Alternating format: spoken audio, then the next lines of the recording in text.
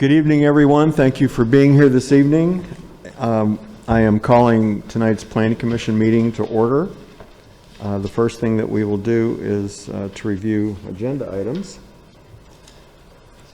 Motion to approve the agenda of the June 24th, 2025 Planning Commission meeting. Need a second, please? I will second that. Thank you. Vote. Aye. You don't want to improve? He voted yes. A little bit late, but what the heck.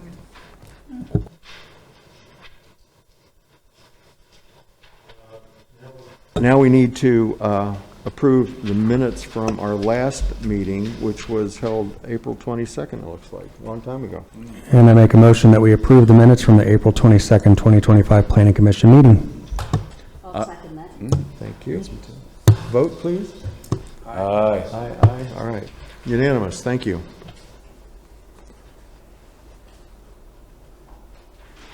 Looks like we have no old business. So before we take on our new business, I would like to read something to all of you regarding the meeting and how we're going to conduct ourselves. Again, thank you very much for being here. And I also want to thank you for the efforts made for those of you that have done so to inform us of varying perspectives and points of view, all of which help us better consider and understand the issues at hand. Please be assured that the applications that come before the Planning Commission for review and consideration have already gone through a highly detailed and incredibly tedious process that's affected by our Planning and Development Department. These meetings provide an opportunity for public exposure and comment, whether for or against. In order to assure that everyone has an equal opportunity to be heard and to minimize distractions, I will now ask you to silence and/or turn off any and all electronic devices, they're called phones, for the remainder of the meeting. The exceptions are a doctor on call. Of course, you need to have access. Please note that this is an official public meeting at which important city business is conducted and that we are herewith engaged in a legal process. The Director of the Planning and Development Department, Jason Thompson, will begin by first presenting to all of us an overview of the project and the specific requests being made by the applicant. He will then respond to questioning by the Commission. The applicant will then be afforded 15 minutes to make their presentation. Any allotted time not used initially for presentation will be reserved for rebuttal if necessary and to respond to questions and concerns as voiced by you, the public. Upon completion of the applicant's presentation, we will open the floor for public comment, first to those wishing to state their support and then to those who claim opposition. A total of 15 minutes will be allotted for all public comments, both for and against. Accordingly, please be focused and direct with your comments so that others are also able to speak. If there are common concerns that you're aware of, please consider utilizing a spokesperson. By remaining in this room at this meeting, the public hereby agrees to the following guidelines. Outcries, clapping, whistling, any other form or method of demonstrative behavior is neither allowable nor acceptable, so kindly refrain from doing so. When you come forward to the podium, please speak directly into the microphone. You will first provide your name and address for all to hear. You will then direct your comments to myself and the other commissioners, not to the applicant or any other person in attendance. You may only speak once regarding the application at hand, so please be as precise, thorough, to the point, and prompt as possible. Kindly present your comments in a fair and reasonable manner and be sure to focus only on the topic or issue at hand. Be mindful that anger and poor attitudes serve no purpose and have no place in these chambers. Again, a reminder, please be as brief and to the point as possible, keeping in mind the time limits that we must all work with. If commission members ask questions of you, it will not be deducted from your time. Upon closing of the public comments, the applicant may, as previously mentioned, use their remaining time for rebuttal and response. A commission member will then offer a motion, and I will request a second to that motion. If the motion carries, discussion among the commissioners may ensue if appropriate or necessary, after which time a vote on the matter will be called. Again, I sincerely appreciate your attendance and your participation. Let us proceed then with the business before us. Mr. Jason Thompson, please come forth, sir, and review the first case before us tonight.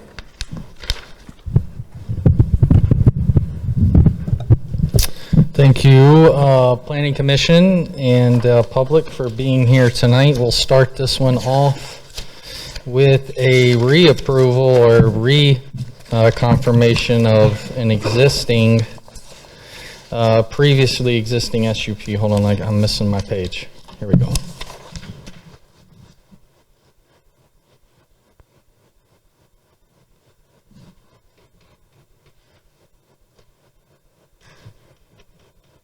Look at that setback line.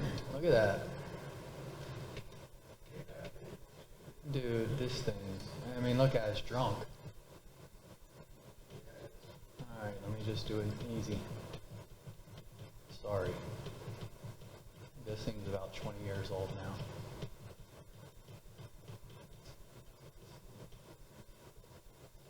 If I hold it, it pops it all the way out. Alright, we're just going to leave it like that. There we go. Just give me a sec. Apologize. All right. So let's get back to, let's go ahead and just read into the record the new business heading just so we have it. So 2502, SUP 2502, consideration and recommendation on application by Park Place Snellville LLC requesting to renew a special use permit approved in November 2022, case number SUP 22-06, for a 3-story, 102 square foot, climate controlled self-storage facility on the 1.2 acre site zoned HSB, Highway Service Business District located in the Park Place Commercial Development, 1915 Fars Road, Snellville, Georgia. So as we just discussed, is located next to the Hampton Inn. Was originally permitted back, or it was given approval for an SUP back in 22. We also put a sunset provision on that approval. So basically after, I mean, it was 12 or 18 months, if construction hadn't started, then they would have to come back. So here we are. With, I believe, a buyer in hand or a user in hand with a much more preeminent development. So we have to go through the process again, and I won't opine about the usage as much this time. It was already covered in the previous SUP, but we believe that it's an appropriate use at the location. It's a low impact use overall over the life of the property. It's already a very busy intersection there with the restaurants and the hotel, and other uses would probably compound that problem, where this use does not. It's a very low intensity use once it's built and operating, very few people in and out each day. So we recommend approval for the use, but what we kind of got stuck on in this version of it is in 2022 the code was a little different regarding architectural architecturals requirements. So this is the proposal. That's the south elevation, west elevation. Those are the ones that you're going to see from the road as you go through Park Place here and turn here. These are the rears of the building. It would unlikely be seen. They kind of sit in a hole over there too by Home Depot. And the issue that we came across is just compliance with the code. The code requires that only 15%. 15% use of EFS as a secondary access material. And according to these plans, the percentages are written on there. It's way over that. So all we ask is we approve the development, recommend approval. We recommend denial of the variance of the use of the extra EFS. And Would you tell us and explain what EFS is so the audience understands? It's basically a construction material type that uses the combination of styrofoam and like a hard cast plaster to create a rigid environment for walls. All of those panels are basically installed, and then they hard coat the ephes over it. If installed correctly, it creates a watertight barrier. Over time, the product received a bunch of heat about 30, 40 years ago for being moisture wicking, and then I understand the application and the technology is better, but just long term, we know brick's going to make it 50 years. So we ask for more quality type materials, basically low maintenance materials, because maintenance is up to each individual property owner, and they all don't follow the same standards. And brick, stone, hard coat, stucco, more durable materials are better long term for the city, just in maintenance standpoint, even value at some point. So that's kind of what we're up against here. The individual elevation percentages are written on next to your building elevations. On the south side, we got 56%, 64%. On the west side, east side is 87%, and the north is almost 92%. So everything else with the development is fine, in our opinion. So we would recommend to approve with these conditions, and also the denial of the variance under A. Approval of the FUP A 25-02, denial B of variance UDO section 201-3.2. That's for exterior wall finishes. They didn't actually propose the variance, and you're unaware that the code has changed. So we'll get, they'll let us know about that. So we added this actual variance request just so it was drawn into the discussion. So again, we recommend approval of the SUP, denial of the variances, and then condition number 1 is all variances and conditions applicable to the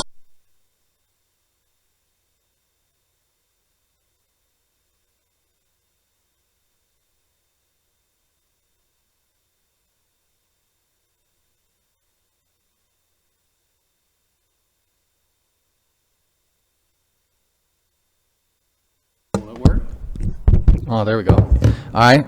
The property shall be developed in general accordance with the conceptual site plan entitled Special Use Permit, Site Plan, Snellville Self-Storage dated 2/14/2025, stamped received April 11th, 2025, with modifications permitted to meet conditions of zoning, state, county, and city regulations. Substantial variation from the conceptual zoning site plan as determined by the Director of Planning and Development will require mayor and council approval after receiving recommendations by the Planning Department and Planning Commission. Number 3, uses involving adult entertainment are prohibited, and signs higher than 15 feet and larger than 225 square feet are prohibited. I'd be happy to answer any questions at this time. Commissioners, any questions for Mr. Thompson? No, sir. Thank you, Jason. Thank you. Will the applicant please come forward and identify yourself, and you have 15 minutes.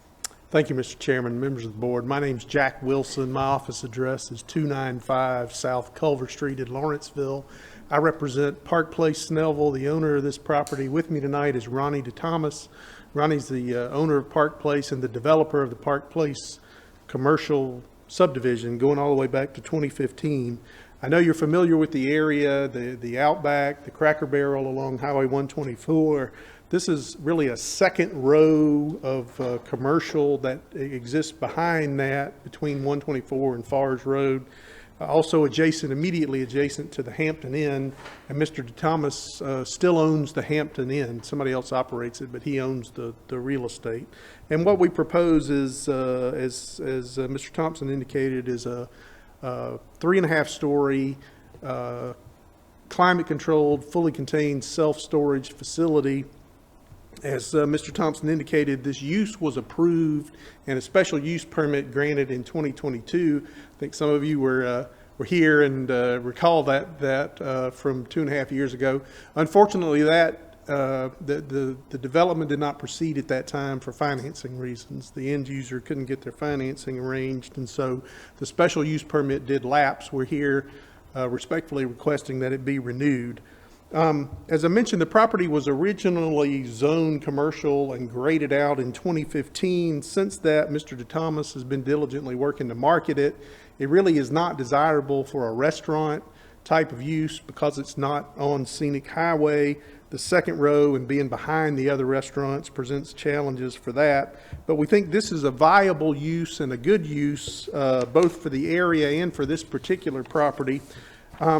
We have had some challenges with it being graded with improper parking, and I know that's been problematic for the city. It's been problematic for Mr. DeThomas. He's worked closely with code enforcement. The property is posted. We got signage on the property to indicate that it's no trespassing, that parking's not allowed. Ronnie's worked closely with code enforcement to alert them when he sees issues and try to help as best he can to curb that. We think approval of this special use permit and ultimate development will help eliminate some of that and obviously put us on a better path in terms of a productive, useful development. Just a couple of aerial photographs for orientation. I don't know that we really need it, but this is a view sort of from the top of Hampton Inn looking back towards Scenic Highway. Home Depot's on the right. You can see the roof of Hampton there. Only one truck in this picture, but you got Cracker Barrel on the right, Outback on the left, and then Tree Lane left of that. This is a view from Home Depot, looking back, Hampton on the left. You can see at Home Depot, the area immediately adjacent to this property is basically Home Depot's trailer and gadget storage. I think there's a lift here, and some of their rental equipment is parked along the property line there. And then finally a view sort of with far to the rear, Tree Lane on the left, Hampton on the right, and then our site where that truck's located. I'll just say a couple of words about self-storage. As Mr. Thompson indicated, I don't know that a lot of description is necessary on that based on the prior approval. But we do believe that it's a very low intensity use. We anticipate 10 or 12 vehicle trips per day. They are in high demand. Last time we checked, the extra space on Highway 78 was more than 90% occupied. So there is consistent demand for this kind of use. We think it also contributes to good property maintenance and helps your code enforcement. If I have stuff that I might otherwise keep in my backyard, garage, carport, whatever, if there's a use like this convenient and close to me, I can take those things, store them in a climate-controlled facility, and use my garage for what it was originally intended for. So they're not parking in the yard, parking on the street, whatever. So we think there's a viable multifaceted benefits for the proposed use. In terms of contribution to the tax digest, Mr. Thomas's estimates are that this is in the $13 to $15 million range as far as value is concerned when it's built out. So we believe that'll contribute significantly to the tax base without any real burden on the transportation infrastructure, the schools, or any of that kind of thing. I do want to focus for a few minutes on our materials variance and explain that a little bit. This is a little bit smaller shot of our exteriors, and I've just jotted over on the right the view this is our front view on the top. That's what faces Tree Lane. So if you're traveling on Tree Lane, this is what you would see. The next view down is what would face the back of Outback and Cracker Barrel. So we consider these to be sort of our front-facing facades. Frankly, what we were trying to do was incorporate all of this glass. And the idea behind the variance and the use of EFS material, which I had to look it up, Mr. Chairman. I'm not an architect or a contractor, but it's exterior installation and finish system, EIFS. And my understanding is it's basically a cement type product that's either added by sheathing. It is supposed to be distinct from your old moisture infested stucco that is sort of a slurry application, but this is supposed to be cladded and physically attached to the studs. It is cost effective, and that was primarily the appeal to us in putting this proposal together. The glass on the front faces are obviously significantly expensive, and what we proposed, we really didn't want any windows facing Hampton Inn for security and peace of mind for people staying there. And then last, we got the face for Home Depot and the storage area and their parking lot.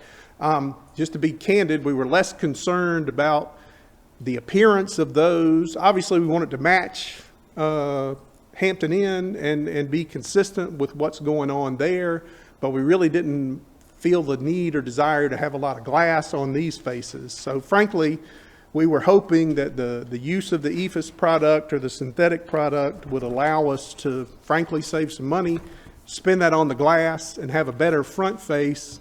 So that was our motivation for the variance and the EFS issue. Certainly understand staff's position. I know there's a significant amount of EFS on Hampton Inn, and if we were allowed to do that, it would match well, we think. Obviously, we understand we got a different code now than we had when Hampton Inn was built in 2019. We recognize that. Based on the comments tonight, we're certainly willing to go back and look at other options in terms of hard coat stucco or something else that would be acceptable to the city, that would more closely conform to the UDO, and we're glad to do that in the next month or so. We would respectfully ask for your approval and recommendation of approval for the SUP renewal. If you're not satisfied with the EFS or the variance, we certainly understand, and we'd ask you to pass us on through to the mayor and council to keep on schedule, and we're happy to revisit those materials and look at that in some more detail between now and the city council meeting. So with that, I'd be happy to answer any questions you have and would reserve the balance of my time for rebuttal. Anybody got any questions?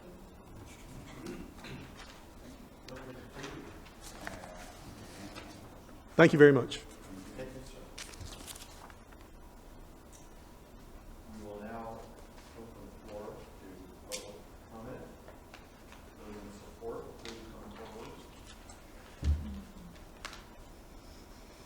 And of course, we must request to identify yourself. Tricia Rollins, 2088 Harbor Oaks Drive. I think it's probably a great location for this building. I would hope that we would look into the quality of this building as we're talking about, because it will be seen from 124. Also, I would be concerned about the timing. Is this a 24-hour storage facility that can be accessed 24 hours? I know that trucks coming in there, and they will be dropping landing gear and the ramps. I hear them all the time behind Snellville Pavilion. I would be concerned about the time that it's open and available for people to come in there and get their stuff. It would also, there's a neighborhood that is just off of North Road behind there, and also any guests staying at the Hampton Inn would be my concern with the disturbance. But the other thing is, I think it's the perfect place for the building. I just would be concerned about those two things. Thank you. Thank you. Anybody else that would like to speak in support of this project? I can see you way back. If that's, so if we have no other comments in support of this, we will now accept. She wanted to speak. Opposition, right? Yes. Yeah. Opposition may come forward. Public comment. Good evening. You will identify yourself, please. Good evening, Planning Commissioners. My name's Gay Bruce, 1710 Woodbury Run Drive in Snellville. I'm here tonight to request you deny SUP 2502 to renew the special use application originally issued in 2022 for a 3-story self-storage facility at 1915 Forest Road in Snellville for the following reasons. 1, I have lived in the Snellville area for 40 years, with the past 10 years inside the city limits. During this time, I have witnessed the building and completion of several successful developments in Snellville.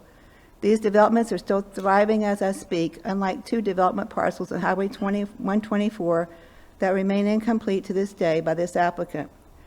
As noted, In this picture, let's see.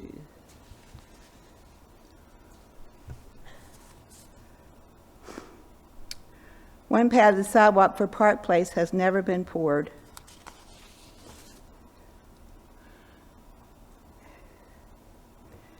Ten years after development was approved. This is not only an ADA non-compliance issue, but an eyesore and a hazard for pedestrians.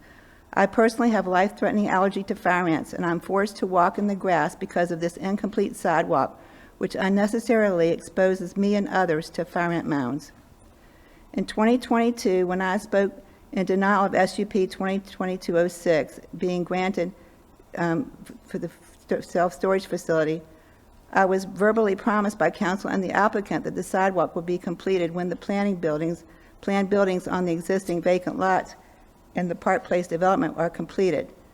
Now, 3 years later, those lots remain vacant and the sidewalk remains incomplete and a hazard. Why hasn't the sidewalk been completed?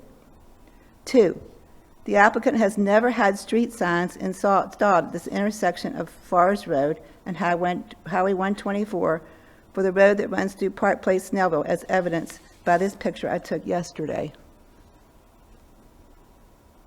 This is a safety issue when needing to call 911, as citizens are unable to give 911 operators the name of the closest cross street to their emergency.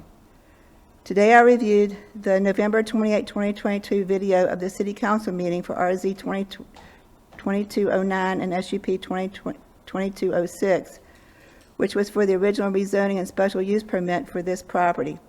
Beginning around timestamp 53 minutes, the applicant's attorney stated then that the property had been unmarketable since 2015 and their solution was to build a self-storage facility on it. Considering that Park Place, Snellville contains various restaurants and a hotel with other vacant lots planned for what I understand to be medical offices, adding a self-storage facility would, in my opinion, greatly disturb the look and feel of what this body and the City Council approved in 2015 for Park Place, Snellville.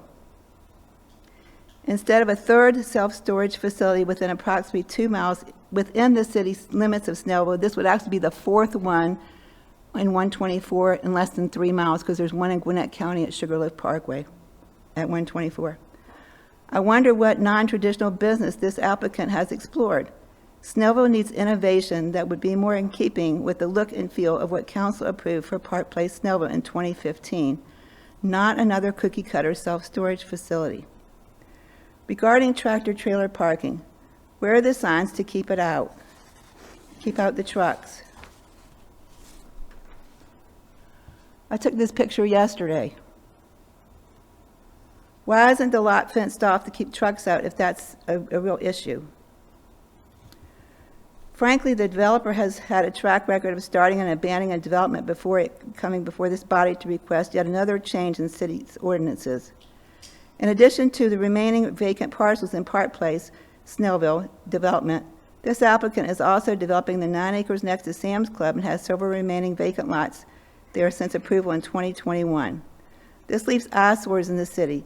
I have lived in the Snellville area long enough to remember the years ago the eyesore on Highway 124 of the partially completed and abandoned shopping center where Kohl's and Belk are now located. It seems to me this applicant is doing the same thing now. Though the applicant may have good intentions to build a quality development, their current track record in Snellville indicates otherwise to me. For these reasons, I respectfully request that you deny SUP 2502. Thank you. Anybody else in opposition? What's our time, John? Ms. Bruce, use 5 minutes. Okay, thank you. Mine is very quick and simple. Cat Hardrick 2280 Buckley Trail. My concern with the building is, one, it was more than one already in the community, which our neighbor already said. And then 2, my concern would be about cleanliness. You know, with the building, who's going to take care of that space. We continue to have buildings, and like Miss Patricia Rollins said, with the deliveries, the trucks, everyone leaving that property, once the developers come and the owners get in there, they leave it a mess. For us, the citizens who are here, we hear that noise at night. There's still trash out there. So my biggest concern is, one, we already have a lot of storage units already. We have more than 2 or 3 that are already in existence. Why have another one? And lastly, my concern would be the maintenance and the keep up and the quality of life with noise and trash. What's going to happen for that, making sure that it's maintained and beautification 24/7. Thank you so very much. Anyone else would like to speak in opposition to this project? All right, I will then close the public comments regarding this. Do you wish to speak in rebuttal? And sir, would you like to tell us why the sidewalk never got finished? Just very briefly, as far as this goes, this is actually the second time that a car has hit this sign, and it is in the process of being repaired. We certainly don't have any control over what happens with the motoring public, but this is being addressed, and it's scheduled to be repaired. With respect to the entry, there was a question about entry. This is key-coded access entry. It would be 24 hours just to make it available. That's pretty routine in the industry. You get healthcare workers or public safety personnel, other people who may work in the daytime, need access at night. I think that's pretty common, and it would be that type of access. There are 2 signs prohibiting truck parking. Those are located at locations that were selected jointly with Greg Perry in cooperation with the city. So we put the signs in the we think the optimum place to prevent those kind of uses. As far as the sidewalk is concerned, I mean, I think it's fairly standard that those are closed off and completed at the time the development is completed as a whole. And there are 2 vacant parcels across the street. They are being marketed for medical uses, doctor's offices, that kind of thing. We don't have any of that under contract at the moment, but we're hopeful that those will come through, and that medical uses can be put there because of the relative close proximity to the hospital and that sort of thing. So, again, be happy to answer any questions that you have. I don't know if you want to add anything, but thank you. I don't have any questions. Anybody? Okay. All right. Now I get to close the public hearing.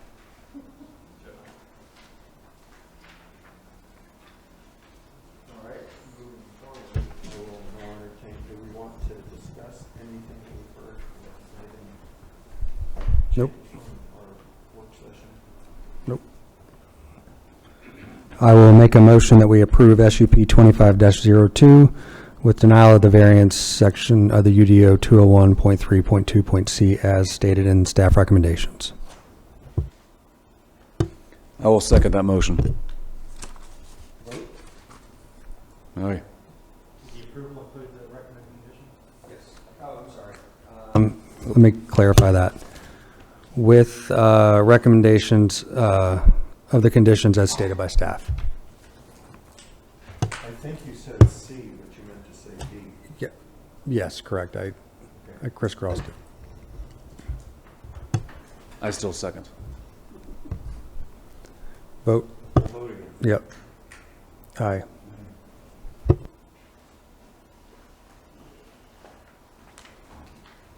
Thank you. Thank you.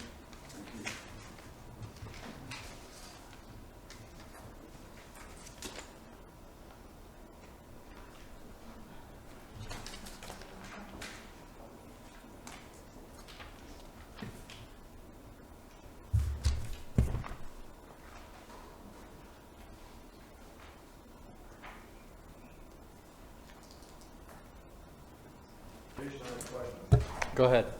A couple of concerns were brought up that I think are worth considering. Do you have the capability, authority, or whatever, when this gets a little further down the road, to set a standard for property maintenance and cleaning and that kind of stuff, or, I mean, in regards to the sidewalk and the signage? well, and just the property in general? I think Ms. Hardwick brought up that she doesn't want a slop bucket to occur, and she wants somebody to be responsible for keeping the lot and you know, the parking lot clean and et cetera. So Yeah, I mean, code enforcement rules all We'll that. do that. Okay. Yeah, we All got right. I thought codes so, for but wanted to ask. refuse, everything. So All right. once it becomes built and part of the city, then it goes into enforcement actions, yeah. And again, when people see stuff out there and we don't see, give us a call, because a lot of times we don't know. You guys, citizens drive around in the city more than I do. I mean, I live close by, but I'm not driving to the Home Depot all the time. So if you see something, let us know, and we'll take care of it if we can. thank you. All right, so item B.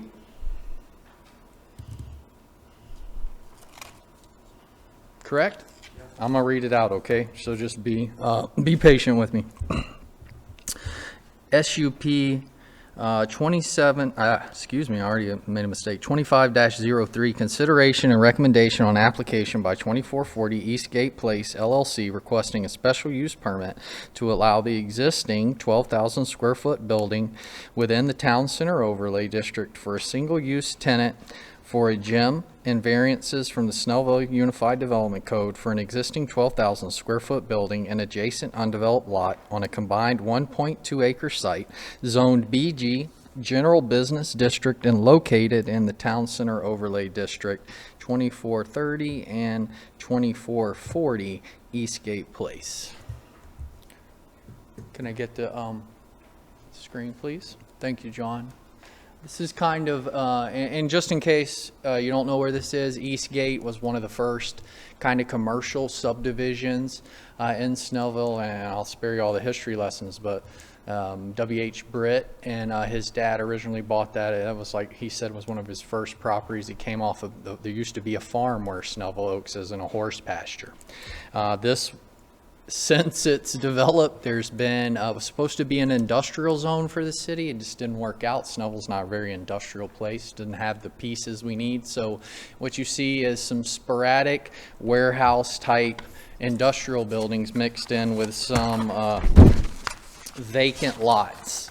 And that's what we see here. If you're down in Snellville Oaks in the old Walmart, you know, there's a little cut through road that goes up to Eastgate. If you're coming up that hill, make a right.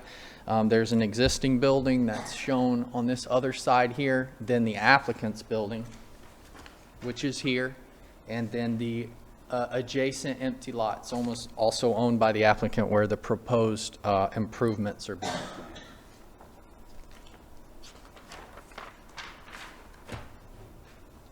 So just a little overview on what actually happened here. So we had a business, they came in, they've been successful, they need more parking. There's very few parking spaces there. They've done so well that the cul-de-sac and the street has become a parking lot. It's unsafe, it's unattractive, so they've decided with the success of the business that they need some additional parking, much needed parking.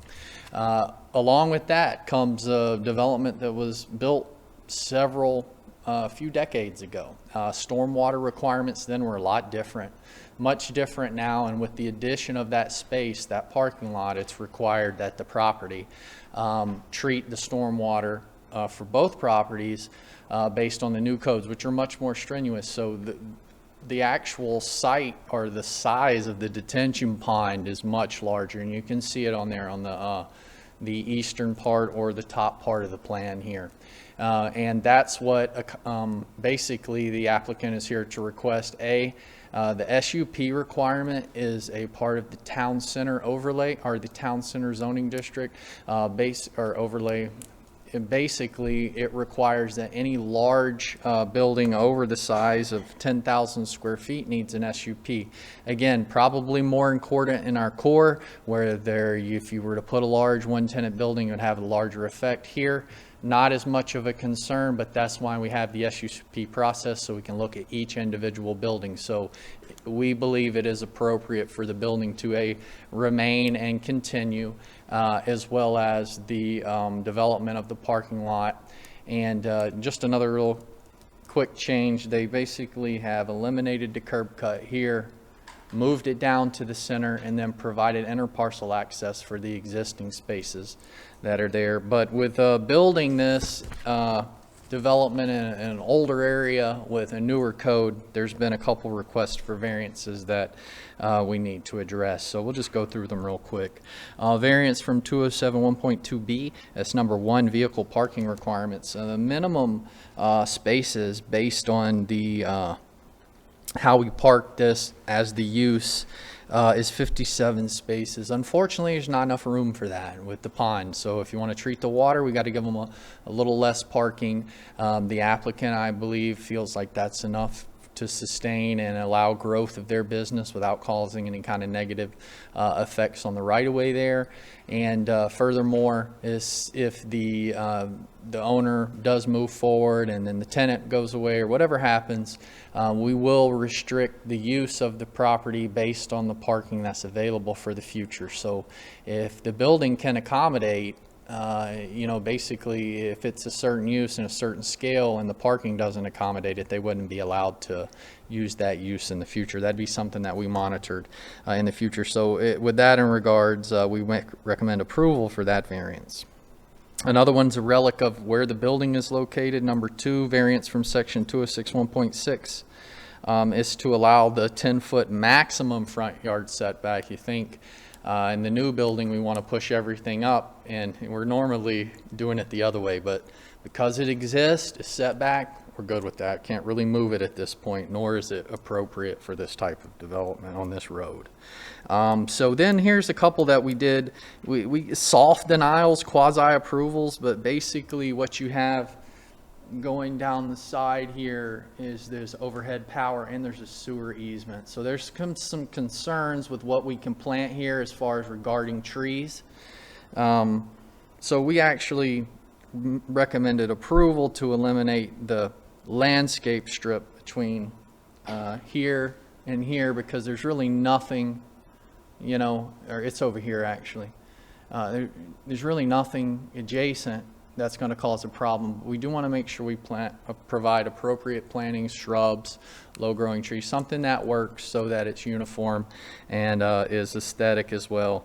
And then the fourth is these areas here. I believe these parking lot islands, no trees. I think we can get something in there that's a low growth that can stay under the lines, but we'll handle that at the time of site development. The landscape architect that's worked on this pretty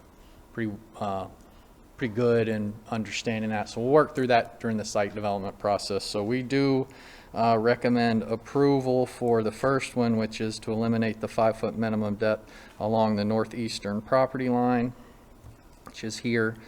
But we did also add a condition later that shrubs and other plantings are required to be planted within the sanitary sewer and overhead utility easement, you know, pending that design. So we'll do the best we can with what we've got there. So, and then the fourth one, we just outright denied the request to remove the trees. We'll just put the right trees in so that we still get, parking lots are important to get some foliage in because you can see them. It's nice to have the trees up front, but should be some room to get some stuff in there that doesn't bother the overhead power lines. So we recommended denial of that request. And so we'll go through the staff recommendation real quick. Approval of SUP 2503, approval of the reduction in parking spaces, approval of the setback revision, approval to eliminate the actual strip here but also provide plantings, and then denial of the removal of the trees here, and we'll use appropriate trees. Along with that approval, we have 7 conditions. The first condition is regarding just property shall be developed in general accordance with the plan. Number 2, the parking lot stormwater management made to 2430 shall not trigger the substantial building permit. What that basically means is that they won't have to go back and redesign what's already there, that what exists on this lot is okay as it is. And we agree with that. No parking in the right of way anymore now that we have the parking. That's number 3. Number 4, shrubs and other plantings are required to be planted within the sanitary sewer and overhead utility easement along the northeastern property line, approximately 125 feet. We're adjacent to the parking area, so we're basically going to let them slide back here, but do it right here. Number 5, in lieu of implementing the required streetscape improvements, so as a development within the town center, there's certain streetscape standards, 10-foot sidewalk, 5-foot planting strip. At this point in time, improving the right-of-way for those 2 parcels when it's going to be a much larger project when Snellville Oaks is developed, we would just rather have them dedicate the 15 feet that we need there at the time that we need it, so that everything can be done in one fell swoop all the way through, which could be 2, 5, or 10 years. We just don't know what that's looked like yet.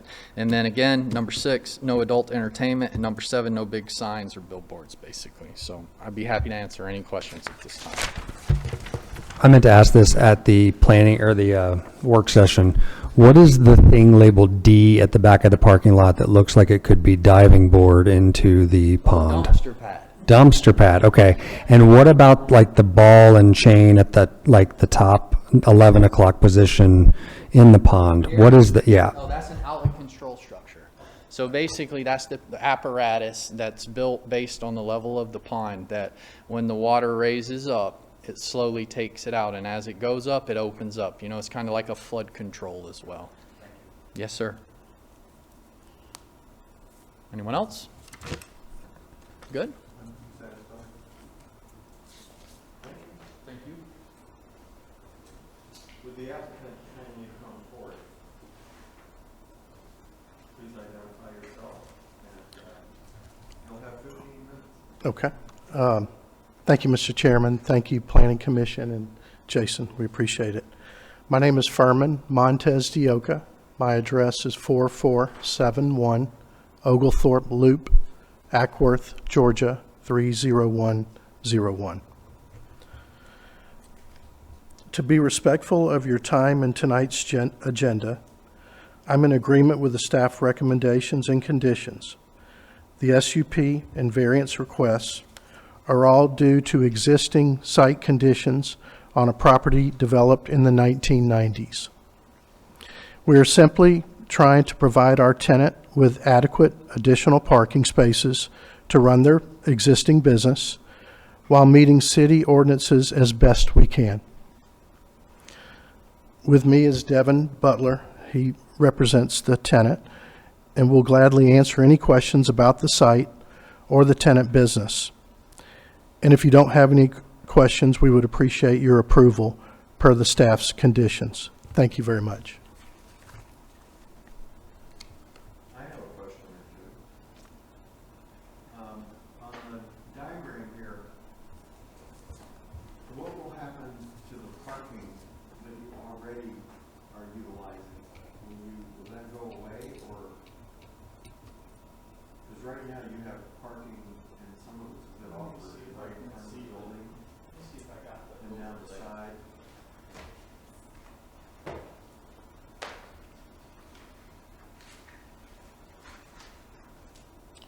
So the existing spots along this side, right now the driveway is here, and you turn into these spots?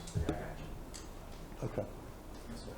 I'd rather defer to the expert. Well, you're the expert on Okay. your property. And just gotta apologize kind of for the glare. It's just part of the machine. There we go. Okay. And because the the driveway will change to right here, these will be parking stalls that you'll enter from this side instead of that way. So basically remains on. You'll still use those parking spaces? Yes, that is Okay, correct. just, that was my primary question. Let's see if I had another one. I don't think I do. Anybody else? No? Thank you. Thank you. I will now open this to public comment. Anybody in support of this project, please come forth and re-identify yourself. Tricia Rollins, 2088 Harbor Oaks Drive. Again, I think this is a good location for doing anything active right now. We're trying to build a city. Rumors are that the apartments are coming over there at the old Walmart. You know, to have a gym there, great location. You're going to have a need for more parking. Is there a road beside that parking? I can't tell, and I haven't looked at the plat. If this is going to be a walkable, livable community, have we planned for sidewalks coming through there? Is it required or not required right now? The other thing would be, if there are going to be apartments over there, the location of the dumpster being emptied and slammed would be another concern. But other than that, they need more parking. Thank you. Thank you. Is there anyone else who would like to speak in the affirmative regarding this project? That's a no. Anybody opposed to the project that would like to come forth? Okay.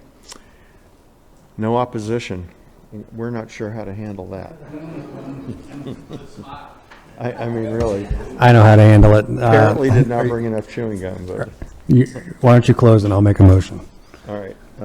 I will close the public comments, and we will accept a motion, please. I would like to make a motion that we approve SUP 25-03 with approval of variances A, B, C, and D, and denial of variance E with the conditions as recommended by staff. Thank you. Do I have a second? I will second that. Thank you. Any discussion, everybody? Then we'll go to a vote. In favor? Aye. Unanimous?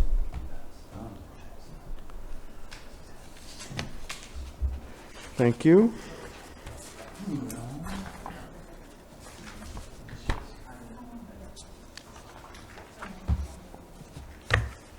Okay, 2 down, 1 to go.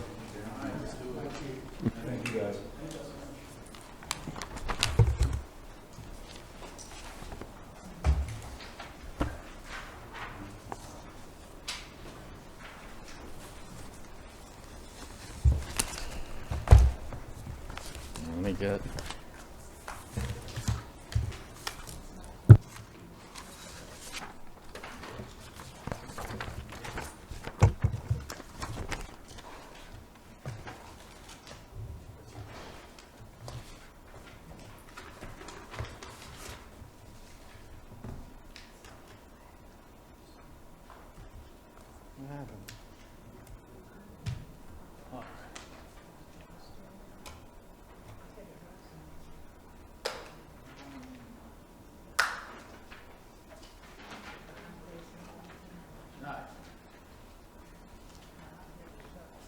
Item C, shall we? Consideration and recommendation on application by Apex Land Company and Sang Jae Cho, Stephen Bockham, and Denise Frazier requesting to amend the official zoning map from RS 30 Single Family Residential District to RTH, and request for variances from the Snellville Unified Development Ordinance for 65 unit single family attached townhome residential community on a 10.196 acre site with a gross density of 6.38 units per acre located at 1804 and 1810 Athens Highway. All right, so that was basically, this is located a couple of parcels down on Highway 78 from Paul Slifko's place at Hilltop Pond. Is part of a larger area of kind of undeveloped tracts in Snellville along of 78, and here's your reason. There's water all over that area, so it's one of the last places that, you know, is one kind of like the last pieces. This is a consolidation of parcels too, but we'll go ahead and dive into it. It's a 65 unit development attached. We've recommended approval of conditions for the use of the land and the zoning, but we'll talk about some of the issues we have with the site plan. Just so you know, this was originally submitted previously. A couple of the existing property owners at that time backed out, so this is a different iteration of a larger development that once included, I believe, some parcels over here that are no longer part of it. But now, again, it's 1804 and 1810 Athens Highway. The comprehensive plan does show medium land use there. Residential townhomes or townhomes, RTH, is also an appropriate zoning for that land use. So as far as land use and zoning goes, we agree that it's an appropriate use. You know, what we have here, where we run into some of the issues is just the design of the property. And I do believe that that's partially done because of the way the land is laid out. It's an odd shape, it's got water on it, and ultimately the developer, the applicant, has to maximize their development. We understand that. But given the circumstances and kind of how we've seen these developments evolve over time, and the will and the guidance of Mayor and Council and even Planning Commission, there's been a very strong, what's the word, dedication, or what you need there to make sure that these developments are traveled easily, and other things just simple as trash pickup and backing up and kind of the rigors of a development. And so I'll just go through the requested variances. All the elevations are pretty normal. I mean, this is your typical. This is normal stuff. We've seen all this now, your typical bottoms, vary in architecture. So this is nothing new. And we've seen a few townhome developments now. But they do need to request, they have a couple of variances that they've requested, and I'll just go through them. Building placement to reduce the 30-foot minimum rear setback to 22 feet.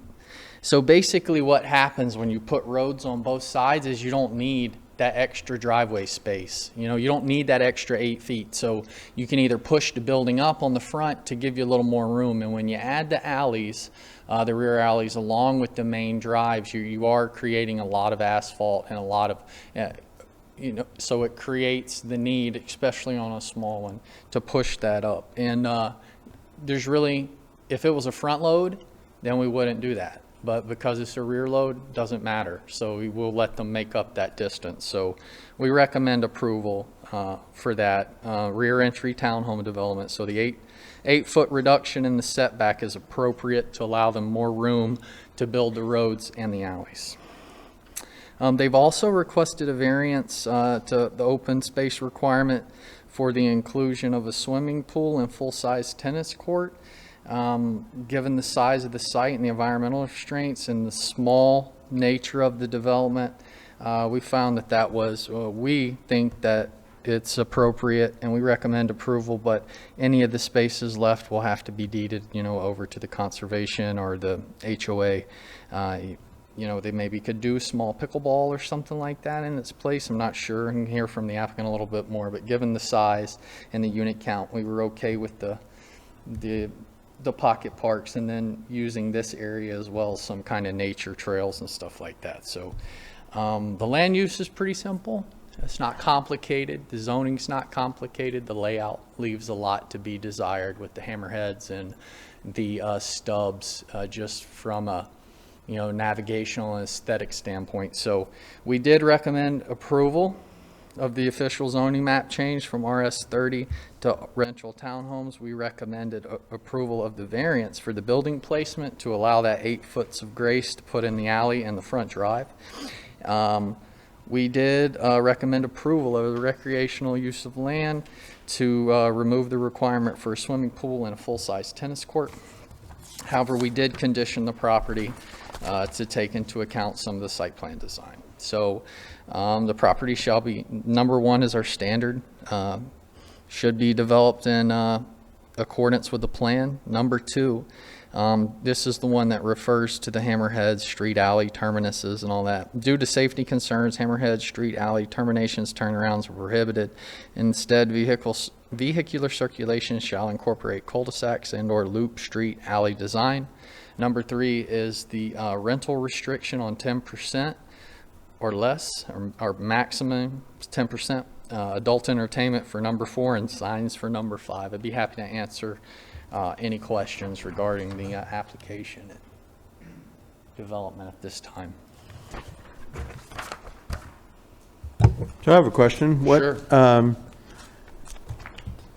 Is there a standard, you'd mentioned a pool and tennis courts, is there a standard for that according to acreage or? It's really based on the percentage, so you're required at a certain point to provide recreational space and open space. The open space is a 20% set aside that's basically open, is conserved but not necessarily active. On some developments, based on the size, unit count, there's an additional 6% recreation space. So that would be 26 total percent. So that's kind of the standard. I don't know what the numbers are exactly as far as percentages go of open space, but just given that the size of a full-size tennis court and a pool for 65 units is a little bit of overkill. So that's kind of, the route we've taken. You may disagree, and that's fine too. I mean, you could hold their feet to the fire and have them put that in. And really, doesn't matter to me either way. I think it can exist without and would improve somewhat with. I just don't know what standard. Yeah. Is it an either or of two, or can we? Yeah, you got to stack them on. Well, I mean, we No, kind of. can we ask for a pool and not a tennis No, court? you can do whatever you want. I'm just asking. Yeah. Yeah. I mean, you can condition it however you want. Okay. You don't even have to necessarily mess with that variance. You could, rebuke the variance and require that a half variance. So it's however you want to set it up. If you want to either or, you wanted to substitute something, you just make sure that we get the conditions right, and I can walk you through that when we get there if we need to. Okay. Yes, sir. I have a question, Jason. Could the applicant theoretically, under current zoning, build a small neighborhood of, let's say, 12 to 18 because of the stream buffer I setbacks? mean, under RS30? Under RS30, they could build 12 half-acre homes? I don't know. without I'd have to rezoning see it? laid out, because again, you got open space. You have subdivision standards when you're over 7 lots, so I'd need to see it laid out. I don't know what the numbers are. I'm sure they could tell you. I'm sure they've looked at it. RS30 obviously is the largest lot, correct? So it's a bigger lot. I don't know. I wouldn't know what the yield was. They could go in right now and build those under the current. Is that what you were looking for? That's what I'm saying. You could Yes, build. right now, You could build yes. not a multitude. You could build several homes on this property without rezoning it. Correct. Put in a pool and a pickleball court. By right, and they a could build and a RS. clubhouse and whatnot without making it townhomes. Yeah, right now the land is entitled for that. Okay. Correct. Yes, sir. I understand the question now. Good? For now, I think Tyler will so. do a better job. Will the applicant come forward? And of course, identify yourself. All right, good evening. Tyler Lasser with LJA Engineering, 299 South Main Street, Alpharetta, Georgia. Here tonight on behalf of Apex Land Company, who's requesting to rezone the site from R30 to RTH to construct a townhouse community. I'm going to put this down real quick too. There we go. So here's just a basic zoning map, just to kind of get our bearings here. Site's located on the south side of 78 near its intersection with Grayson Parkway. Obviously, within walking distance, there's a variety of commercial uses, including the QT, the CVS, Waffle House, Smell of Mushroom. There's a Mexican restaurant. Then there's that Crown Point Commercial Center, which has a variety of retail and service uses, as well as offices. And again, all within walking distance, which is important to new home buyers these days, and to the city from a planning perspective, which I believe someone behind me just previously mentioned. They want walkable cities. In part due to the existing uses here and around this, throughout this neighborhood, the site falls within that medium-density residential future land use area, as well as an activity node, which Jason mentioned, which encourages housing up to 8 units per acre as well as a mix of uses, pedestrian scale, infrastructure, and a walkable environment. Again, we are pushing for walkability here. And it's for that reason we submit that the townhomes are the best use at this location, being infill that offers that walkability to the existing commercial uses and adds to the housing variety around this significant intersection, which is currently, as you can see, it's a lot of commercial and then traditional suburban subdivisions, not necessarily with access to Athens Highway, but in the area. As he had mentioned, we actually had an old plan, and I'm going to show you that, which we had to withdraw. There was just some issues with the property owners. All right, that's good enough. We ended up actually losing 2 parcels. Where are we? Yeah, back here, essentially. These 2 are no longer involved. As you can see, it was a front-loaded project with 71 units. So once those property owners, it just didn't work out with them, we backed out with the withdrawal, and simultaneously the code was updated for townhomes. So with that, we took on the new code and totally switched up our plan to make it a rear entry, which was a requirement in the new code. So we went with the new design, which was previously shown. So that's where we are today. So we've dropped it from 71 to 65 rear-loaded townhomes now. So that's just over 6 units per acre, which is less than that maximum that the future land use envisioned. These will all be 2-story townhomes starting at 1,600 square feet heated, which is consistent with a lot of the housing in the area. It's primarily constructed with cementitious siding and accents of brick and stone, again, consistent with a lot of the housing in the area. Each will have that 2-car garage and a 2-car driveway, so there's plenty of off-street parking spaces, but I'll get to in a second. We are providing plenty of off-street parking as well. With them being rear-loaded, each unit will be accessible via these alleys, as was mentioned, which is just, that's the best way, of course, for these rear-loaded townhomes, which come off of the main street, if you will, throughout the development. Each of these units will front either a street or some sort of open space. There will be sidewalks throughout these areas being the street or the open space, and they will all connect and join to the new sidewalks along the frontage, which is where that walkability comes into play. So it's not just walkable internally, but provides that walkability factor to the frontage and throughout the neighborhood. Some additional improvements will include the multiple pocket parks, which you can see these units front this big park area that goes all the way to the back and connects to the trails. All these units will front the open space back here. We have within those pocket parks or within the parks, there will be some enhanced landscaping, benches, fire pits, and things like that, just smaller amenities. Overall, we've got 38.4% open space, and so that's almost double what's required is 20%. Some additional improvements would include the 26 guest parking spaces, which are just dispersed throughout the internal street. There's the central mail kiosk area, as well as a screened dumpster enclosure with a self-closing door. That's very specific, and I'll get to that in a second. With the dumpster, the idea is that it'll be picked up from one location without any issue of backing up or anything like that, which was brought up before. So they just won't need to drive throughout the development. That's the idea there, and that's located right at the roundabout, so they're able to come in, loop around, and come back through, or they can even turn right and loop through these alleys and go back out. Regarding the variances, we are requesting 2. One is that reduction in the rear setback from 30 to 22 feet.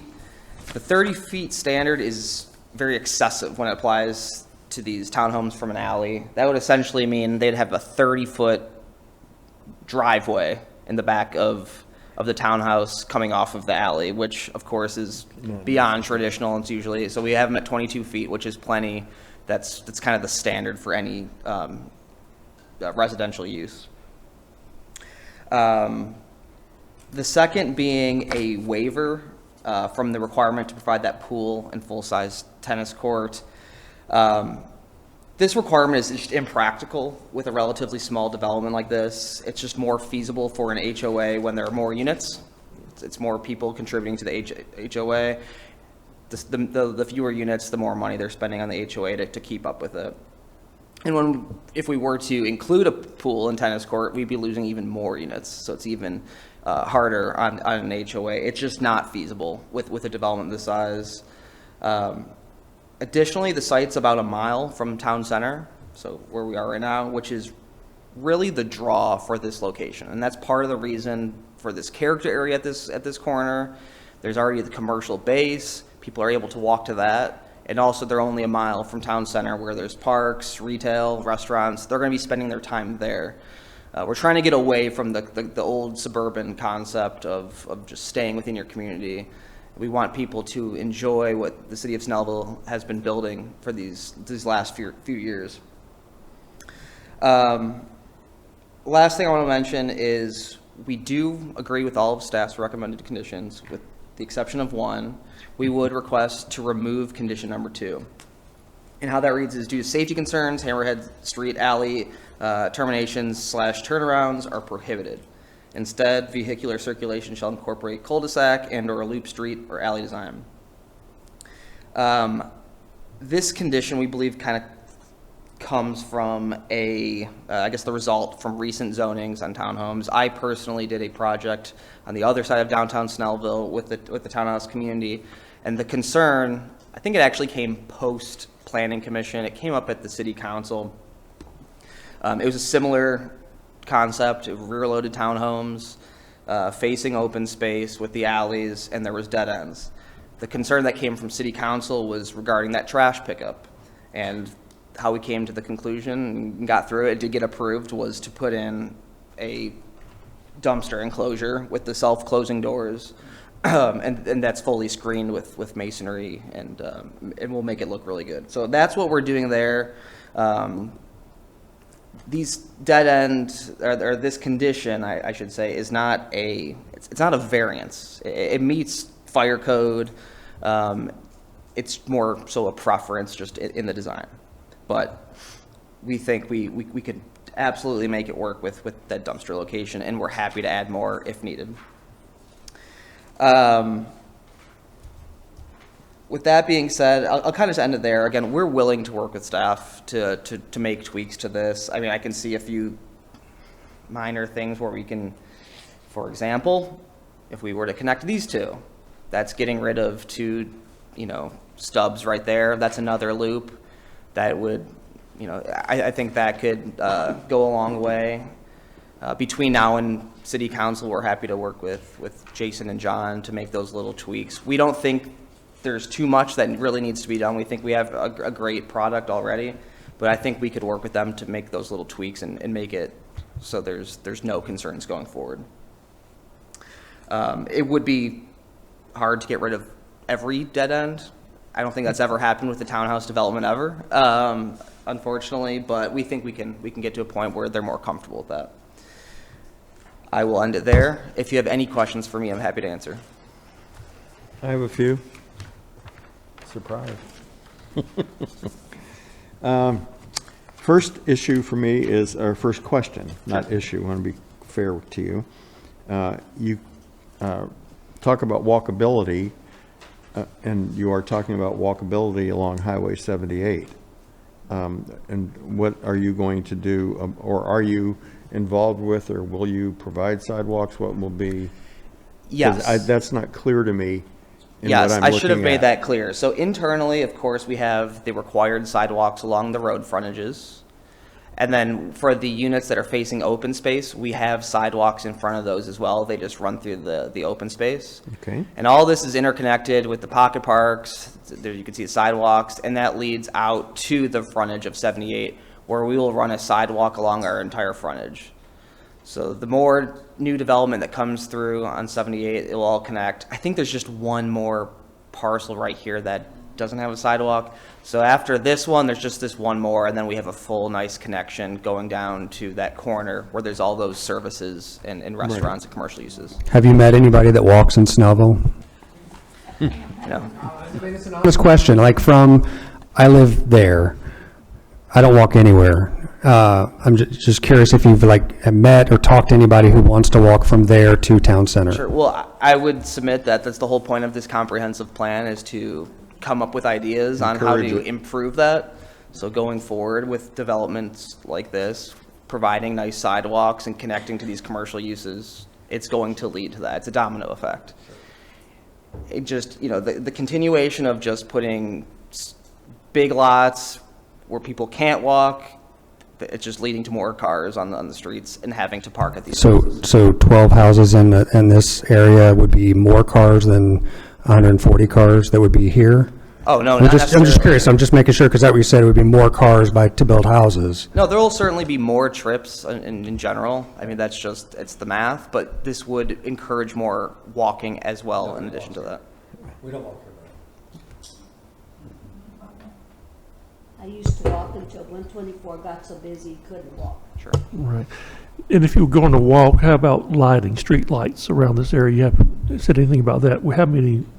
How well lit will it be for walking to begin with? Yeah, I'm not sure. I guess that'd be a question for staff more so, and that'd be more into the LDP portion of it. Because you don't want to walk in 100-degree weather. You want to walk when it's cooler at night. No, I So get it. Yeah. There's a requirement for, landscaping, which we have shown on our site plan. So I guess that kind of goes along with it. But as far as street lighting, any additional street lighting, I don't know what the code says within the right of way. If it's a requirement, of course, we'll be adding that. I know a lot of overlays within different municipalities require that. So if it is a requirement, of course, we'll be adding that. My next question, I'd like you to talk more about trash.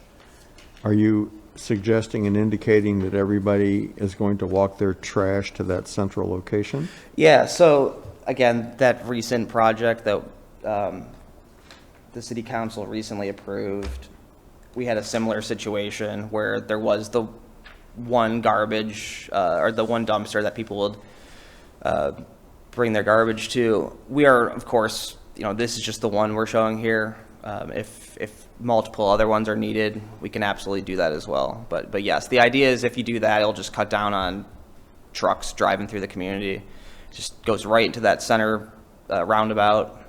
They're easy. They make an easy way out. Might you have a photo, an example, a drawing, or anything that would show us an elevation of that? Because I'm having trouble imagining Sure. what this will look like. Yeah, I mean, it would be a 'Cause masonry. trash in the middle, like you drive in, it's trash, and I realize you're going to cover it up, you're going to have walls or something. Right. And it'll be gated, but it's still trash in the center of this development. Yeah, I mean, I know there's code requirements for the masonry enclosure and everything like that, so we'd have to meet those standards. Because I can't imagine that a constantly used, I'm going to just call it a trash bin, and I'm not being adverse or negative. No.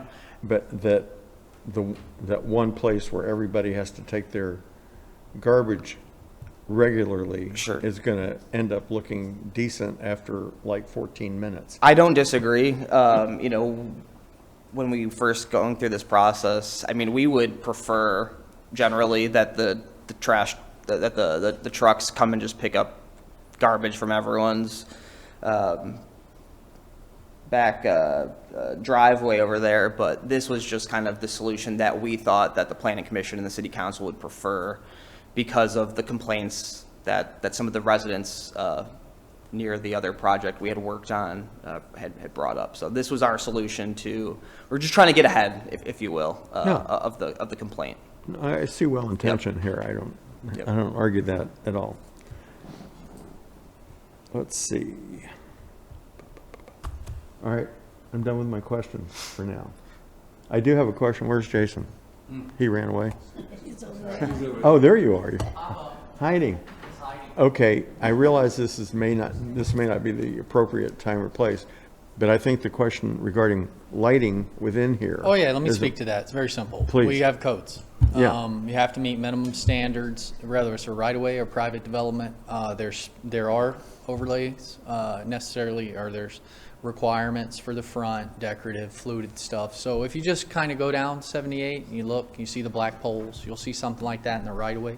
But minimum foot candles are required based on safety purposes. Throughout the subdivision? The whole thing. Yeah, okay. Yeah, especially in the right-of-ways, certain standards you have to meet the lighting code. You can't push it off on someone else, just kind of like water, to keep Yeah. it in, you know, but there are codes, photometric plans are required. Okay, thank you. Yep.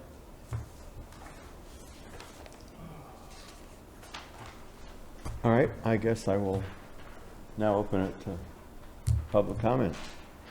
Anybody in support of this project, please come forth.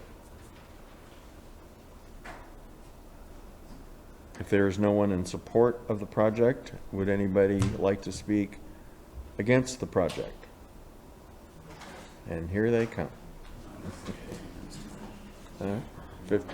Yeah.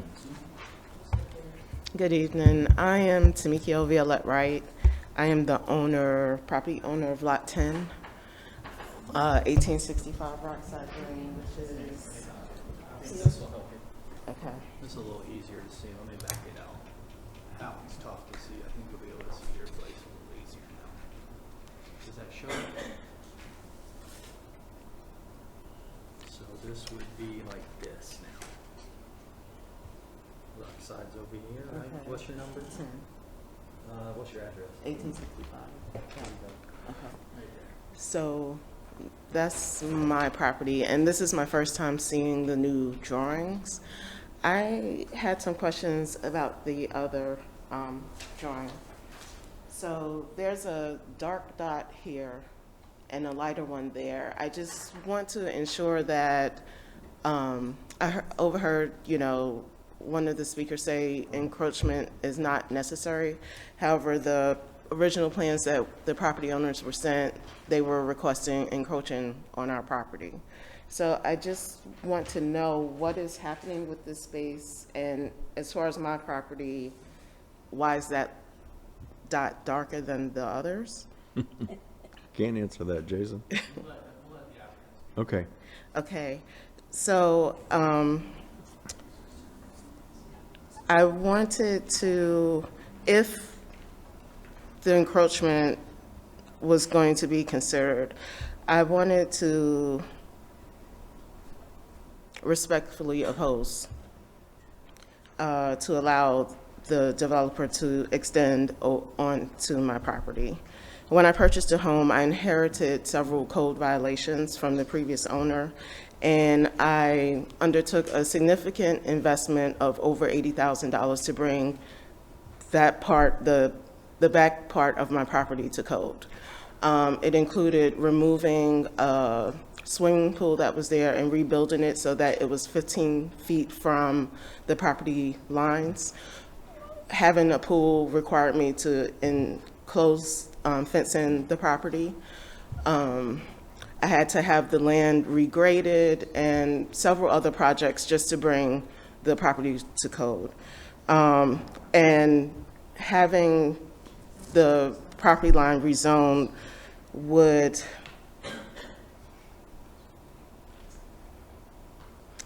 undermine the investment that I made in good faith to keep city standards. It would now put my compliant swimming pool out of code again and potentially create future drainage or access issues due to reduced space between the properties. And in the original plans, the space that they wanted is where my fence is, but the space that, or the original plans, that space was not going to be inhabited. It was just going to be a clear, empty lot. So I don't see the need to come upon my property, have me rip down my fence in order for empty space. This request just isn't about a line on a map. It affects property values, safety, compliance, and trust that the homeowners place in the zoning rules that guide responsible development. I respectfully urge the council to deny the encroachment request and protect homeowners like myself who've made significant sacrifices to follow the rules and maintain the integrity of our community. Thank you for your time and consideration. Thank you. Anyone else would like to speak in opposition? How much time do I have? That was 4 minutes, 11 minutes. I'll be brief. Please identify yourself. Oh, and I'm provide Douglas. your address, sir. Douglas Johnson, my wife's Phyllis Johnson, and Crystal are with me.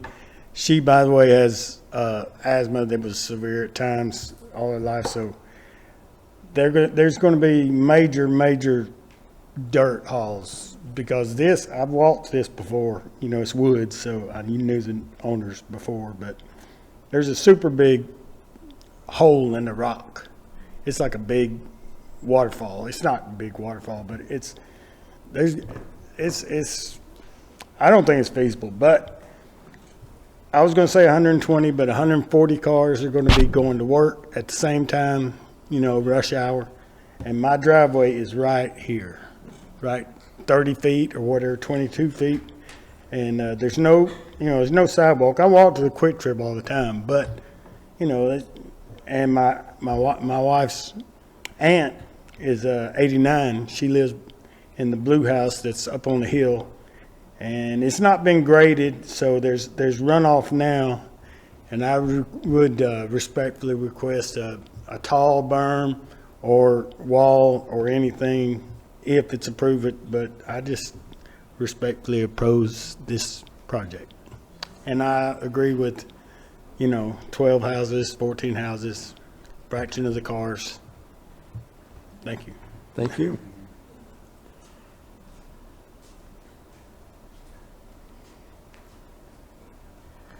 Trisha Rollins, 2088 Harbor Oaks Drive. Put some rose petals on it and make it smell like a rose. This is stuck in there like crap. The citizens of Snellville are tired of all these developments being squeezed in. You've got wildlife there, you're running out. Talk about a walkable, livable community. That's back up at the town center. We don't walk that far. We've got kids that sit at home and do this. We'd love for them to get out and walk. Gretchen Schultz, our council lady, went to a meeting last year, GMA, like they are now. Went to a class and they said, our community will be 80 years old in 10 years.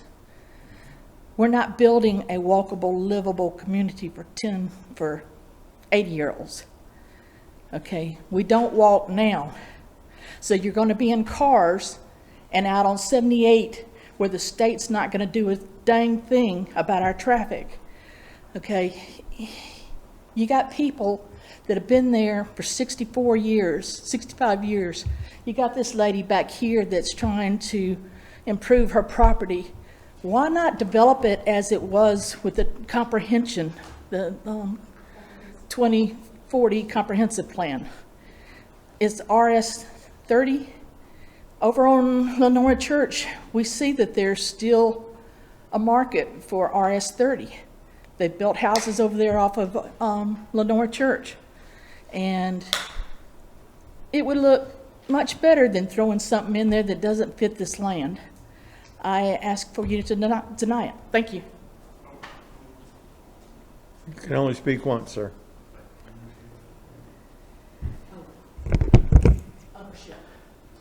Hi, Kat Hardrick. Ownership? Ownership. Thank you. Kat Hardrick, 2280 Buckley Trail. Question regarding if the owners are, the people who are buying the home, are they going to actually own the home? Are they renting? That is a question. I respectfully ask that you deny this request. This is my community. I live off of Rockville Circle, and I am a walker. I walk from my home to Alexander Park. And people say that I'm cuckoo crazy because I do that. And I am here to say I appreciate the commissioner's question and statement, how many people walk. There aren't a lot of us that walk. There aren't a lot of us that actually want to leave that area to go to the town center. As a matter of fact, there aren't any of us, I would venture to say, and I feel like I'm very plugged into my community. And we will drive to the town center, and we're going to fill up that garage, which only has X amount of spots on top of the residents that live there. So we are overcrowded, period, end of story. This unit, I believe we should keep it at RS 30. I also believe that it should not be reduced from 30 feet to 22 feet. I also believe that having the 2-car garage, typically the homes that have been developed, the cars take up the entire driveway and it spills over into the sidewalk. So then we say walkability, but the car is in the way of the sidewalk, which forces you to get in the street.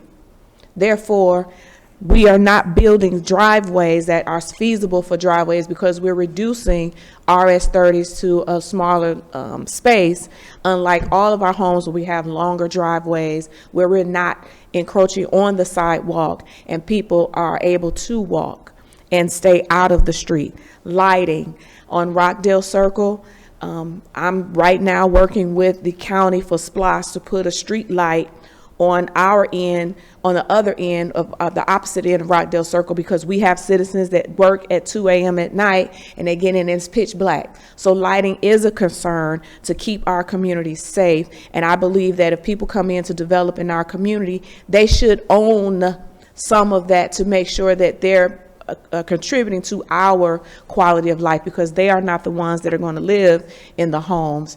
Our future neighbors will be, and we want to protect our legacy residents as we welcome new people. We know that they're coming, but we want to make sure that it's a healthy balance.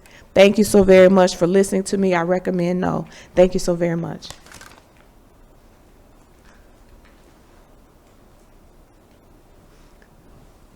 May I address a concern or not?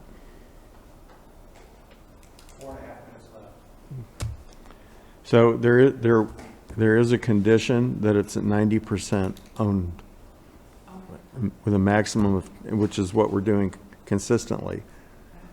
It's 90% owned and no more than 10% available for rental. And that's because that happens no matter what, you know, and to some degree, and people change their minds. But yes, ownership is an important issue, and thank you both for bringing it up. Okay, let's see. Are there any other folks who would like to comment in the negative on this project? No? Then I will close the public hearing. Oh, do you want to make a comment? Oh, that's right. I'm supposed to invite you back. Hearing closes, and now you can come. All right. Yeah. I just wanted to address a few of the questions that were asked. Thank you for doing that. So I kind of get what she was talking about with this. So this was the old site plan. Maybe she had seen this. So she's in one of these. These are just survey pins. So when they did the survey, that's just the pin markers. So it's at each property line. There was never an intent. Why is one darker than another? So I can, my understanding of that from survey class 101 is that dark dots are actual stakes that can be found, and the other ones are satellite and or based on previous survey plats that are not firm known. That's my understanding. Does that help? Yeah, Yeah. so that was that. Regarding an encroachment into her property, that was never, that wasn't a thing. I mean, that couldn't be part of this, of course. I think the encroachment was into the setback within our development. But again, this no longer exists. That was before. This is the new development. So there's So this. you're not even adjacent now. No, correct. We're all this distance from that subdivision, so quite a bit away. So that's Is that the understood, first thing. ma'am? I'm trying to make sure you're. Just a question, so what is there in that space? Do they own that property? No. Those are just vacant or single-family properties. They're owned by others, those Yes. properties. The space in between? Correct. The Correct. adjacent space behind your property. Correct. To answer the for sale question, you already did. Thank you. I should have brought that up earlier. These were intended to be for sale. The 10% rental cap is usually on there. It's not usually intended just.